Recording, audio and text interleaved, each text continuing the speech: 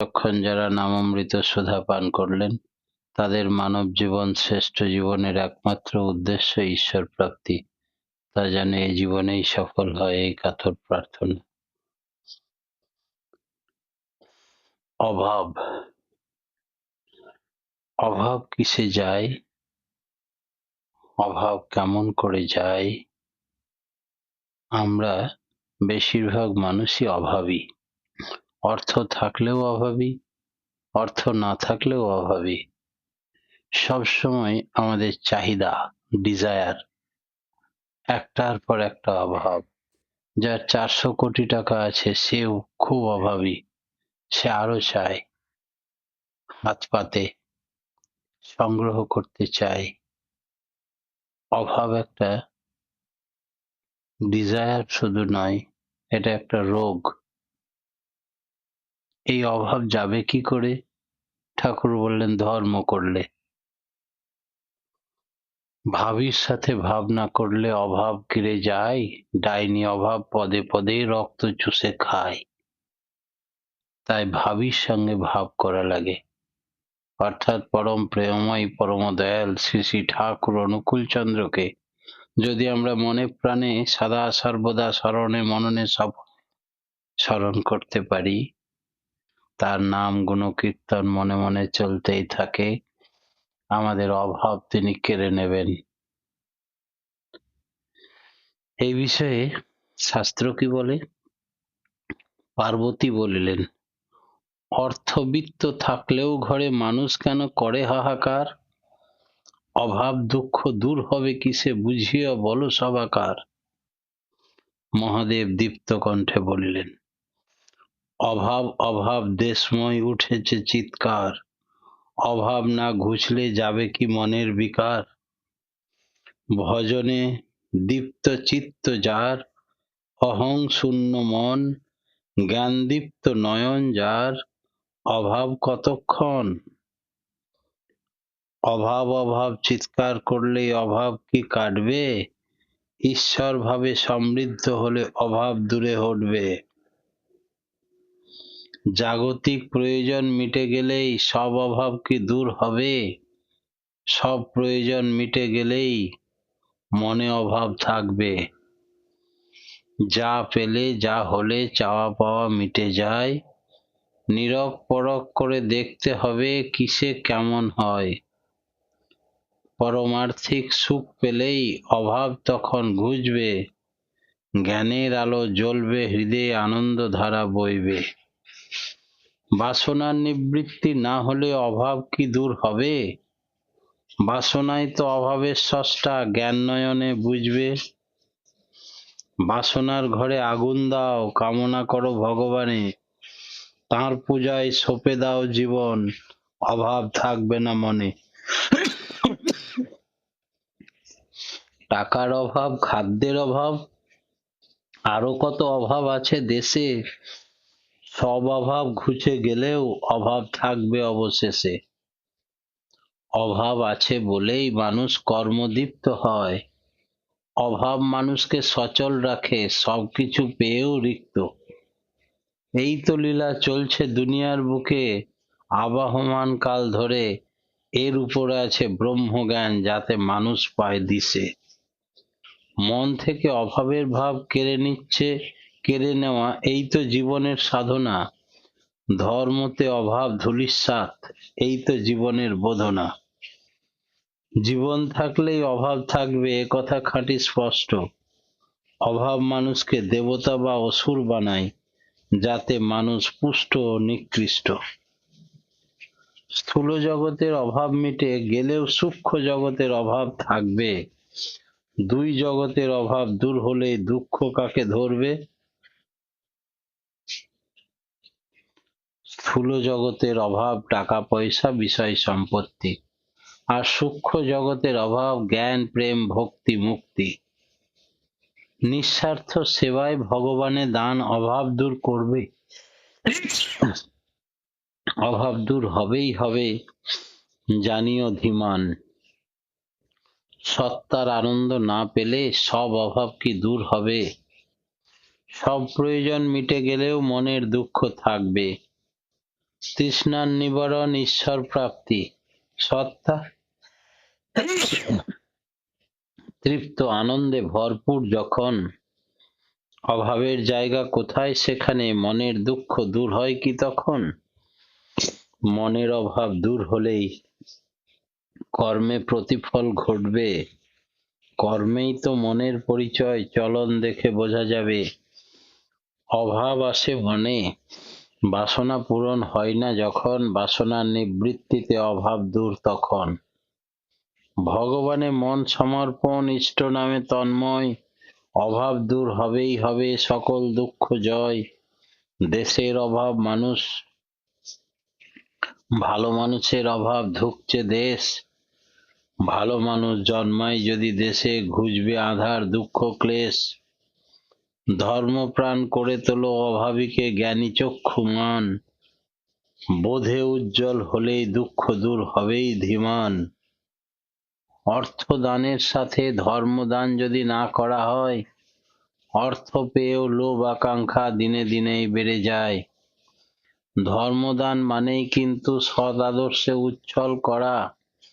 সৎ আদর্শে উচ্ছল হলেই অভাব হবে না সারা। ধর্মচলনে অভ্যস্ত হলেই অভাব দূর হবে। ধর্ম তখন অর্থ নিয়ে গুটি গুটি এগিয়ে যাবে।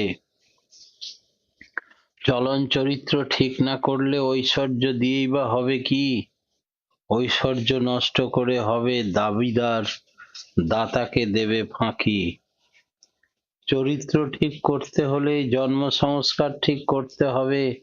জন্ম সংস্কারে গন্ডগোল এলেই সমাজের পতন আসবে।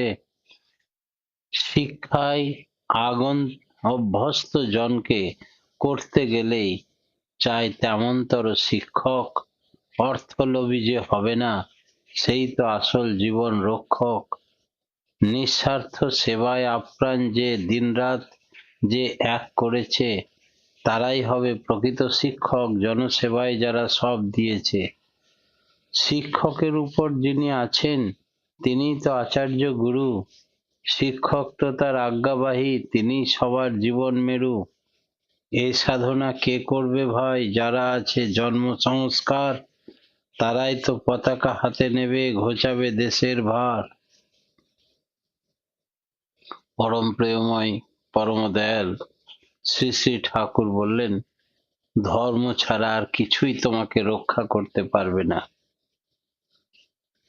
তাই রাজনীতি বলো, পূর্তনীতি বলো আর জীবন নীতি বলো, লাইফ অ্যান্ড গ্রোথ, জীবন এবং বৃদ্ধিকে বিখণ্ডিত এবং অপকর্মী করে, রাজনীতি এবং পূর্তনীতি যদিও এক নয়, তবুও সমাজে অনেক সম্প্রদায় থাকতে পারে। প্রত্যেক সম্প্রদায়ের ধার্মিক পরস্পরের প্রতি শারীরিক ও অন্তরের দিক দিয়ে স্বার্থান্বিত হয়ে উঠবেই। ধর্ম ছাড়া আর কিছুই আমাদের রক্ষা করতে পারে না। যতই আমরা খোদার দিকে অনুরক্ত হই, ততই আমাদের সব জাতি, সব দেশ, সব সম্প্রদায় নিয়ে বজ্র বাঁধনে আবদ্ধ হব। কেউ ভাঙতে পারবে না আমাদের এই বন্ধন। তবেই আমাদের খোদাকে ধরা সার্থক। ধর্ম কথার কথা মাত্র কিরকম জানেন? যারা এই ইষ্টকে ধরে রাখে, আদর্শকে ধরে রাখে, তাদের লয় নেই, তাদের ক্ষয় নেই। আপনারা জানেন যে ভগবান শ্রীকৃষ্ণ কুরুক্ষেত্রে যুদ্ধ পরিচালনা করেছিলেন। আর কুরুক্ষেত্রে যুদ্ধ হয়েছিল মাত্র এই পঞ্চ পাণ্ডবের সঙ্গে 100 ভাইয়ের বিশাল সেনাবাহিনীর। এই অবস্থায় যুদ্ধের 9 দিন অতিবাহিত হয়েছে। 5টা পাণ্ডবের মধ্যে একটাকেও হত্যা করতে পারলো না। এত বড় বড় ভীষ্ম পিতামহ, যার নাম, যার গুণকীর্তন বিশ্বজুড়ে খ্যাতি লাভ করে, যিনি ঈশ্বরের অষ্ট বসুর মধ্যে এক বসু যাকে বিবেচনা করা হয়, আর তিনি নাকি ইচ্ছা করলেই ঐশ্বরিক আশীর্বাদ পুষ্ট মানুষ এক একটা তীরে এক একজনকে যত বড়ই সে বীর হোক নিঃশেষ করে দিতে পারেন। কিন্তু 9 দিন হয়ে গেল যুদ্ধ, পঞ্চপাণ্ডবের একটা পাণ্ডবকেও মারতে পারলো না। ভীষণ রেগে গেল দুর্যোধন। বেকার আমি তাহলে এদিকে অন্ন দিয়ে দুধ দিয়ে সাপ পুষলাম, আসলে মনে প্রাণে এরা যুদ্ধ করছে না, এরা লোক দেখানি আমার অন্নে প্রতিপালিত, তাই লোক দেখানি যুদ্ধ করছে। ভীষণ ক্ষেপে গিয়ে ভীষ্ম পিতামাকে আক্রমণ করলো যুদ্ধের শেষে সন্ধ্যেবেলায়, যে আপনি নাকি ঈশ্বরের আশীর্বাদ পুষ্ট মানুষ, দৈবী আশীর্বাদ আছে, আপনি যাকে খুশি তাকে এক মুহূর্তে নিঃশেষ করে দিতে পারেন। বহু বীরত্বর কাহিনী আপনার আমাদের কাছে আছে, সেগুলো তো কাহিনী থেকে গেল। 9 দিন যুদ্ধ অতিবাহিত হয়ে গেল, একটা পাণ্ডবকেও মারতে পারলেন না। আপনি কিসের ভীষ্ম পিতামা? আপনি মনের থেকে যুদ্ধ করছেন না, আপনি চাইছেন না ওদের মারতে, আপনি লোক দেখানি কর্তব্যবশত আমার পক্ষে যুদ্ধ করছেন। ভীষ্ম পিতামা বললেন, তাহলে কালকেই পঞ্চ পাণ্ডবের শেষ করে দিই? তাহলে নিশ্চয়ই। বলে সঙ্গে সঙ্গে তিনি ঈশ্বরের উদ্দেশ্যে তার আশীর্বাদ পুষ্ট ব্রহ্মাস্ত্র চেয়ে নিলেন। 5 জনের জন্য 5টা স্বর্ণের তৈরি তীর ধারালো অস্ত্র ব্রহ্মাস্ত্র হাতে পেলেন। বলেন, এই যে 5 জনের নামে 5টা ব্রহ্মাস্ত্র, একটি একটি করে ছুড়বো, আর কালকে 5 জনেই শেষ, যুদ্ধ শেষ হয়ে যাবে কাল তোমার। খুব খুশি হলেন, কিন্তু খুশি হয়ে ছাড়লেন না, বললেন ওই 5টা অস্ত্র আমার হাতে দিয়ে দিন। তার কারণ আপনার যদি আবার রাতের মধ্যে দুর্যোধন ভাইপো চলে আসে, আর আপনি তখন যদি তার উপরে বিগলিত প্রেম হয়ে অস্ত্রগুলো না মারেন, আমার হাতে দিয়ে দিন, তাহলে নিয়ে যাও, তোমার অন্নে পালিত আমি। দুর্যোধন 5 ভাইয়ের নামে সেই 5টা দৈব অস্ত্র সোনার তৈরি নিয়ে এলেন, নিয়ে এসে বাড়িতে রেখেছেন। এদের 5 জনের সম্বল বলতে তো একজনই, তাদের পরিচালক মালিক ভগবান শ্রীকৃষ্ণ। তারা কেন্দ্রায়িত তার মুখের দিকে তাকিয়ে থাকে, তাদের না সৈন্যবল, না জনবল, না ধনবল, না কিছু। তাই ভগবান শ্রীকৃষ্ণ চতুর চূড়ামণি, যে এককে ধরে রাখে তার লয় নেই, তার ক্ষয় নেই। তিনি অন্তর্যামী, সর্বত্র বিরাজ করেন, তিনি পরম ব্রহ্ম, পরমেশ্বর, পরমাত্মা। তিনি দেখতে পেলেন সব ঘটনা। সঙ্গে সঙ্গে অর্জুনকে বললেন, অর্জুন, তুমি একবার তক্ষকদের হাত থেকে রক্ষা করেছিলে না দুর্যোধনকে? হ্যাঁ, করেছিলাম তো। যখন তুমি তাদের হাত থেকে প্রাণ রক্ষা করেছিলে, তখন তোমাকে বলেছিল তুমি কি বর চাও, তুমি বলেছিলে এখন চাইবো না, ঠিক প্রয়োজনে চেয়ে নেব। মনে আছে সে কথা তোমার? বলে, হ্যাঁ কেশব, আমার মনে আছে। বলে, তুমি যাও দুর্যোধনের কাছে, তার ঘরে নিয়ে বলো 5 ভাইয়ের যে 5টা মারণ ব্রহ্ম অস্ত্র ভীষ্ম পিতামা দিয়েছেন, আমি সেই 5টা ব্রহ্ম অস্ত্র চেয়ে নিতে এসেছি। তুমি ক্ষত্রিয় ধর্ম পালন করো, তুমি আমাকে কথা দিয়েছিলে যা বর চাইবো তাই দেবে, আমি সেদিন কিছু চাইনি, আজকে আমার চাওয়ার সময়, এটা গিয়ে বলো। তাই করলেন অর্জুন, ভগবানের কথা মতো দুর্যোধনের কাছে গেল। দুর্যোধন বলল, কি ব্যাপার অর্জুন, তুমি এত রাত্রে? বলে, তোমাকে যখন আমি তক্ষকের হাত থেকে রক্ষা করেছিলাম, তুমি আমাকে বলেছিলে, কথা দিয়েছিলে, তুমি যা বর চাইবে আমি তাই দেব। আমি বলেছিলাম প্রয়োজনে চেয়ে নেব। তুমি ক্ষত্রিয়, আমিও ক্ষত্রিয়, কথা দিয়েছিলে, নিশ্চয় কথা রাখবে। বলে, নিশ্চয় রাখবো, এখনো বলছি, বলো কি চাই তোমার? বলে, তুমি যে 5টা অস্ত্র নিয়ে এসেছো, দৈব অস্ত্র আমাদের মৃত্যুর জন্য বিশ্ব পিতামার কাছে, সেই 5টা অস্ত্র আমাকে তুলে দাও। তখন তাই তুলে দিলেন।